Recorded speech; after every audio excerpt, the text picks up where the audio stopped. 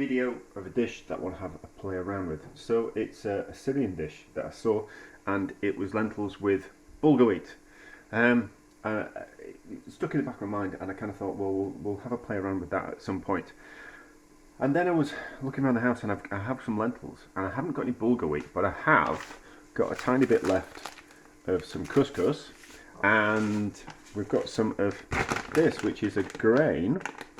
I can't pronounce that. My dyslexia will not. Quinola, that, and to use that up as well. And then the interesting thing was, it was like a picnic dish, and what you did was you served it hot, but you wrapped it up in blankets before you went on the picnic, and then when you got on your picnic and you were ready to eat, it'd still be warm. And I kind of thought, oh, that's kind of quite interesting. We can have a play around with that. So I found those. The original recipe has got a bit of curry powder in it. I have got some curry powder, but more importantly, I've got this chili and ginger to use up that were getting a bit ropey in the fridge. I forgot when I bought them. They probably haven't been like in the fridge for a month. And the original recipe didn't have an onion in, but I always kind of think lots of great recipes start with an onion, unless they're sweet. Although I suppose we could make, I reckon we could do a sweet dish with onion in, if we really tried. But I want an onion, and I've just put a bit of fat in there. So onion, and then a chili, and a thumb-sized bit of ginger, peeled. I would have used the skin, but that was getting a little bit ropey. And then for other spices, we're going to use some coriander seeds. So teaspoon of coriander seeds, and that will be all the spice that we need. Tempted to put a little bit of turmeric in. I don't think it'll need it. So move those around, and then that'll be like dry frying. I think we can put a bit more coriander seeds in there. I'm not going to crush them, but I think the dry frying of the seeds, well, the frying in the oil will replicate the dry frying of the spice, won't it? That smells nice. And then I've got a little bit of ham stock left over, so I'm a little bit concerned that the lentils will want to take longer to cook because the ham stock's a little bit salty. So I'm going to cook the lentils first, and we'll let them cool down, and then we'll heat it back up and add the bulgur wheat later, I think, because these lentils have said they're going to cook in 25-35 minutes. I think it'll be more like an hour if we're going to use some ham stock, and we're going to cook them all. Let's pour half in. That's half. Lentils need using up as well, so they're getting about double in size. I'm going to want more than that. Let's just cook them all. We don't have to use all the lentils, we can always save the lentils for something else, and then add the couscous in later. So move it all around. Does it want a bit more fat? I think yes. A little bit more fat. This will be a mixture of chicken and pork fat. I think olive oil if you like, but I think there's nothing wrong with a bit of chicken fat or pork fat for flavour, especially if you make it yourself. And then we're going to need more liquid than that. There's a little bit of fat on the top of that as well. So maybe not. There's a bit of ham in there as well. Let's just add a little bit of hot water. So up to the boil, slow simmer until the lentils are nice and tender. So you can see there's a line of fat there. That was where the fat came to the top of the ham stock as it cooled. I want that fat. There's loads of flavour in that, so just add a little bit of hot water, and that will dissolve that fat, and then that can go into our delicious lentils. So up to the boil, lid on, slow simmer, and then we're back. Just pull that bit of ham out of it, leftovers from work. just a bit of ham cooking liquid. But anyway, won't put any salt in. We'll put some pepper in. I think lentils and beans, you need to keep the salt out until the very end, otherwise they toughen up. So I am kind of risking it with the putting the ham stock in, and certainly they wouldn't be using ham stock in Syria, would they? It's nice stock, is that. So, what we're doing, we're back when it's cooked, and I'll tell you how long it took. I'm going to put a bit of preserved lemon in as well. I'd cooked some rice at the weekend, and I put some preserved lemon in, and it was delicious with this savoury, sharp bit of preserved lemon in. I like to eat preserved lemon, so we're just going to cut it up, make sure there's no pips, and then we're going to put it in. It just added this sharp umami flavour to the rice, which made me think that from now on, whenever I do some kind of rice dish, even if it is something like a risotto, I am going to put in some preserved lemons, because it just lifted it. And just those little bits of flavour bombs was just quite amazing.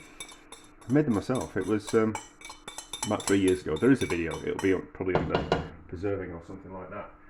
And it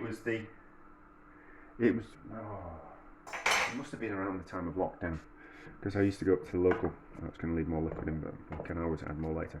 I'd go up to the local market, and at the end of the day, when all the traders were packing up, inevitably they had things that they couldn't sell.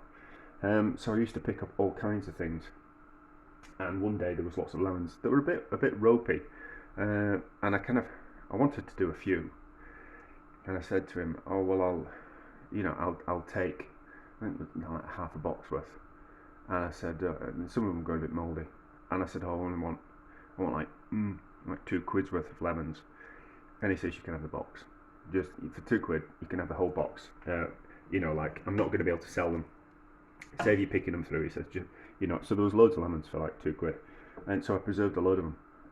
I think I zested and juiced quite a few, and then preserved the rest, and for like 3 years in the fridge, and they are delicious. But anyway, so that'll just add another layer of flavour. Right, so slow simmer up to boil, slow simmer, and then we're back when they're cooked.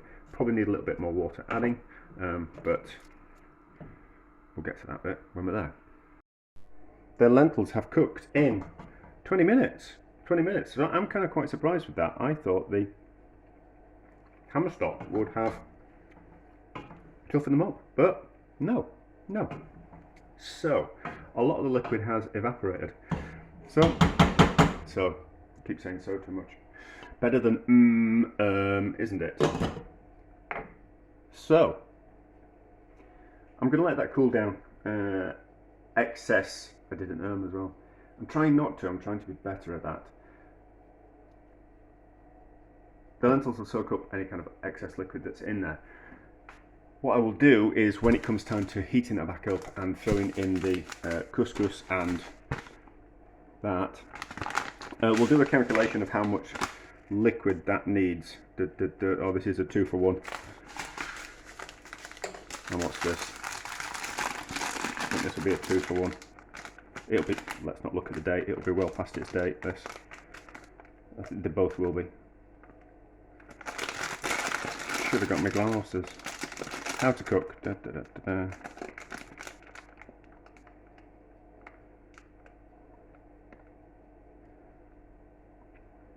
okay, so it's 100 grams worth of couscous to 150 grams worth of water. So about the same kind of ratios. So we'll add more liquid to that. How does this taste now? I'm tempted to put a chicken stock cube in. The ham stock's made it kind of quite delicious. Delicious as it is now.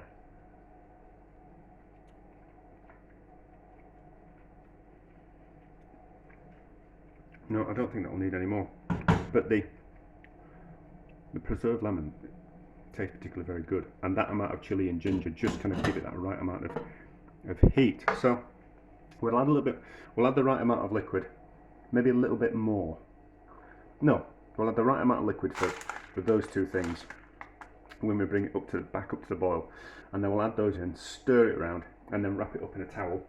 Not going to cook it, we're just going to bring it, once those are in, bring it up to the boil, wrap it, and turn the heat off, wrap it in a couple of towels, and then I'm going to go swimming like I normally do on a night time. Be out of the house for about an hour and a half, and I reckon that'll be a good time for that to all cook and melt together. You're supposed to simmer this 15 minutes. Bring to the boil, reduce heat, let it simmer for 15 minutes. That's pretty much instantaneous kind of stuff. But I think just leaving it to cook in there with that for an hour and a half, keep warm, I think will be spot on. We'll be back when we've worked out how much water, when it's cooled and before I'm just about to go out.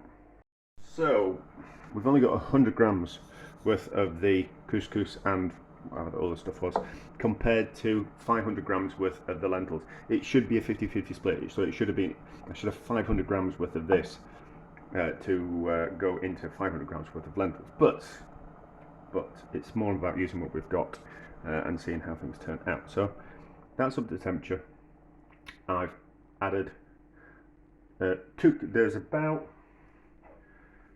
2 of those cups worth of that. So I put in 2 cups of water. I've tasted it, tested seasoning, and everything tastes nice. We'll pour that into there and then stir around like that. Bang that, knock the camera like that, lid on. Ideally I'd like that in a smaller container now, because I think there's quite a lot of air there, which will cool it down. If it was how can I describe this? If the pan was full, I think we'd keep more heat, but nothing's perfect, is it? Well, no, nothing's perfect. Nothing's ideal, is it? So that like that. Over there like that. So I always kind of think, what did the survival expert or wilderness expert Rainier say? 2 blankets underneath is worth 1 on top if you're sleeping on the ground. So I kind of think if anything's touching something like a chopping board, it's sucking heat out of it. So more blankets on the bottom than on the top, and then so that's 4. So we'll see what happens and if this works. I think it will. That should keep it warm. That's how I make my yogurt, and that keeps warm for at least 12 hours once it's wrapped in towels. But anyway, so I'm going to go swimming back in about an hour and a half, something like that, and we'll see what it's like. Let's have a look at it. Does it still feel warm? Yes, it still feels warm. Certainly through the towels. That's definitely still warm. It's that. Now, I'll take them off carefully so we don't make a mess. I would say, now I used ham stock, which I had. I'd use chicken stock if I didn't have ham stock. And what I'd do is I'd use, so if the manufacturer said 1 chicken stock cube per half litre of water, I'd use 2. And use the chicken stock cube as the seasoning. Somewhere safe. So I wouldn't put salt in, I'd just use the chicken stock cube as seasoning. So it's certainly needed. Oh, that's okay. I think it would have been nicer with a higher ratio of the Bulgar Wheat couscous, or whatever that ancient grain was. But it looks okay.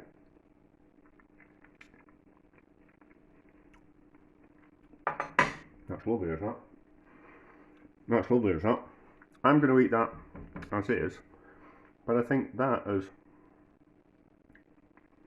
with something else, with some chicken or some fish, a robust fish, some chicken leg would be nice, or what we call it, or go along the like duck, duck leg. Confit duck leg would be nice. But anyway, so it's lovely as that. But I think it does certainly need the same amount of Bulgar Wheat as lentils But it can be Bulgar Wheat, it can be couscous, it can be that ancient grain. But there we go.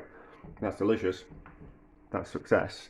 I'll do a picture in a bowl so it looks a bit nice so you can get a better idea of what it looks like. But that's lovely.